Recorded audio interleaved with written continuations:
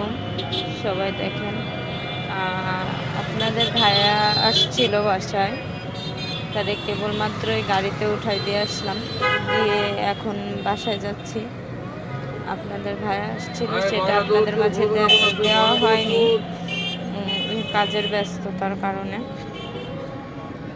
কিন্তু এখন তাকে বাসে উঠাই দিয়ে আসলাম, সে আবার চলে যাচ্ছে তার ব্যবসার কাজে। তার জন্য দোয়া করবেন, সে যেন সুস্থভাবে তার ব্যবসার কাজের স্থানটায় পৌঁছাইতে পারে। আর এই কয়েকটা দিন আমি ভিডিও আপডেট দিতে পারি নাই, কারণ হচ্ছে কাজের ব্যস্ততা। তারপরে আমার দাদু মারা গেছিল, আমি তো আপনাদের মাঝে শেয়ার করছিলাম। সেই দাদু মারা যাওয়ার কারণে সেখানে আজকে আমাদের বাসায় কোনো মেলা দেওয়া হয়েছে, সেই জন্য সে আসছিল। আর এখন মোটামুটি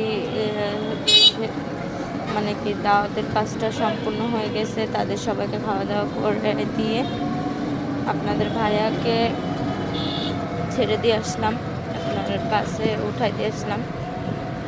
সবাই তার জন্য